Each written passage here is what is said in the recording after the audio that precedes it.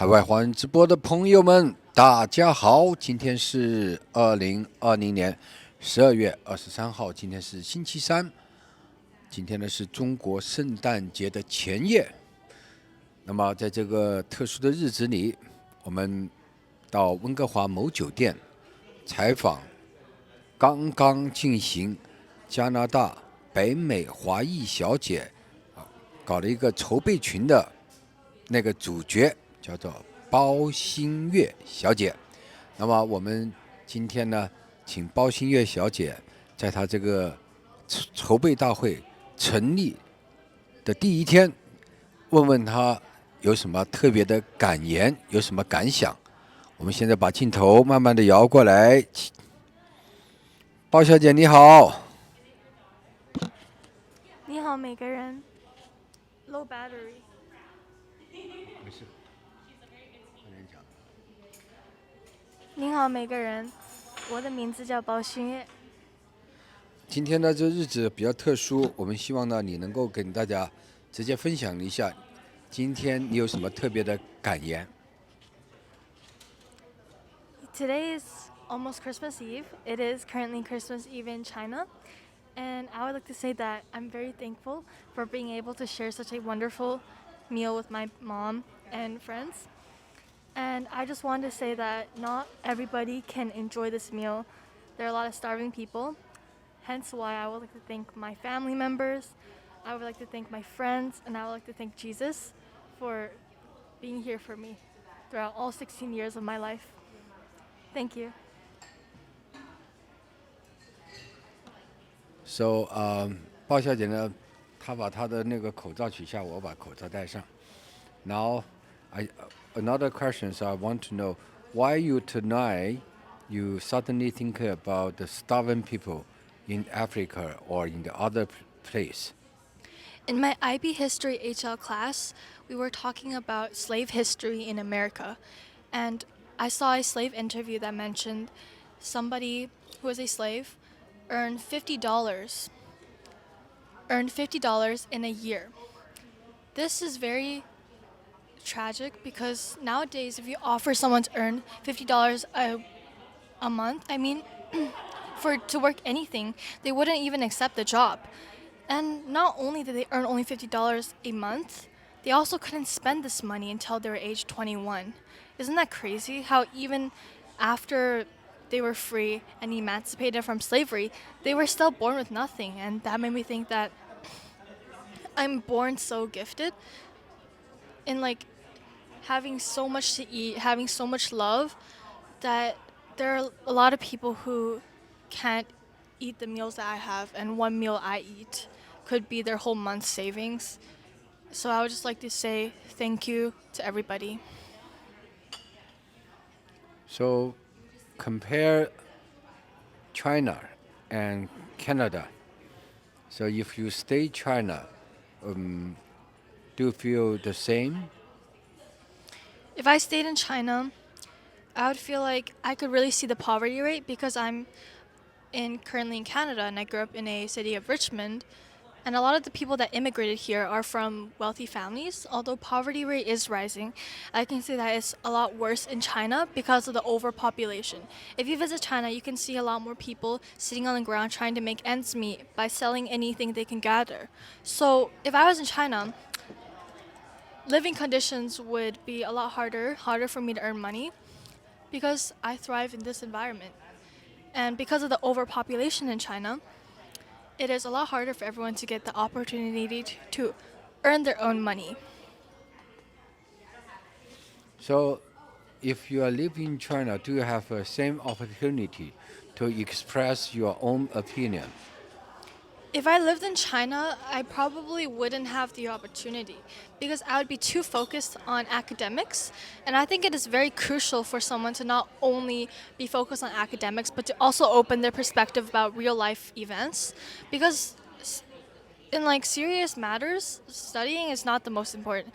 Sure, it gives you a foundation, and that's very important, but it's not priority in life. You should always consider other stuff, like what's happening around us, and you should not tunnel vision your academics. So in Canada, do you have an opportunity to discuss political issue, do you have a freedom to talk about political issue? I'm extremely lucky to be grown up in Canada, and even people that grew up in America can say the same. They have the freedom to speak and the freedom of thought, and that's the greatest thing alive, and we should not take it for granted. Being here, we are open to a lot of courses that allows us to open our perspectives on many things and to allow us to say our thoughts on things, and that's how we thrive in Canada and America. You take your own thoughts and you merge it with people that are around you, such as your peers or coworkers, and that's great because in China you might be absorbed or exposed to only one type of train of thought, but here you get a couple, like a lot, tons of millions of opinions that you can absorb and learn from.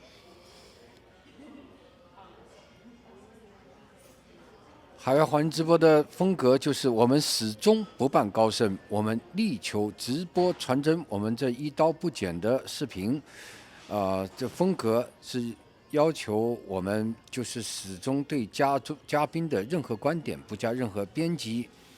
然后呢，这位小朋友他得到完全的言论自由，以及他彻底的思想表达。我们看到他这个清纯的眼睛里面透射出很多很多的想法，就是他在认知世界的时候，他用了 TOK 的 idea。那今天呢，我们在上一节采访的时候，他说了 TOK 的一些 idea。我们趁着这个事情，再让他来谈一下一些敏感的，就是美国比较敏感的话题啊，因为我们加拿大跟美国，从这地方开车到美国只有30分钟。从列治文到美国只是30多公里吧，所以在这地方呢，也希望大家先给这位小朋友一个点赞，或者是在这个视频的下方啊给他留言，我们要对这个冉冉升起的加拿大美女、华裔美女啊，我们先观众呢跟她可以有机会交流。那鲍小姐。I have just wondering, do you discuss any political issue about 2020 election in USA? We've actually discussed this in the TOK class, where we connect knowledge to politics. How do we know what we know, and why do we vote for one party over the other, and why are we more inclined to do so? So then we look at trends. Now, there are people that will say Biden is the greatest person, and there are also people that would say the opposite. But that's why it's important for us to keep an open mind and to accept different types of opinions. Like I said before, you don't have to necessarily believe in what they say, but you should always take it to consideration, because we're not the only people living on this earth, and we all have different experiences and anecdotes that we gotta merge together and share. And I think that people are really passionate about whether or not they want to vote Republicans or Democrats, so I don't have the position or power to say they're wrong or they're not right, and that's just what I think. So, is the students, they try to find out the fact, right? All the students. I just wondering, is any student read the news about the Dominic machine? Have some software like the box on the machine. Do you know any information about that? Machine? Can you? The vote machine. The vote machine. I've heard that Trump said it was rigged, but because he says that it's rigged, I believe that it's kind of allowing his supporters to not vote in the next election. Hence, the Democratic supporters are going to vote for Biden, because if Trump says something, then his followers will take it to thought and think the election's rigged and not vote. Therefore, the votes for him will decrease. Okay. Did you do any research by yourself? I believe we covered a bit of it in history class and also in TOK, so I can say that I've I have a decent grasp on the topic. In the school, the teacher teach the science, right? Which science course you are interested in? I'm taking chemistry and biology, bio-HL and chem-SL. Personally, I would take physics, but math is not my strong suit. So I decided to settle on these two. I would like to tell you guys that even if you're not majoring in sciences, it's important to get a firm understanding of the sciences because it will help you in your day-to-day lives, even if it might not seem to do so. So, do you have any course about the presentation? Presentation, TOK presentation? Questions? Yeah, just any training to how to do the presentation. Be confident. Make sure you're not using any claims that you cannot support because people like to see confidence. And when you're presenting, you want to stand near the audience so then they can see that you're being friendly. You don't want to stay too far. You want your voice to project in the room. And you want to use hand gestures to help back up what you're saying because using hand gestures makes people more engaged and invigorated by your presentation. And you want people to be inspired and motivated by what you're saying because that's what makes the real biggest impact. So you see those candidate always have some like use the hand gesture, right? So you learn something. So today your presentation is very, very, very good. Thank you very much.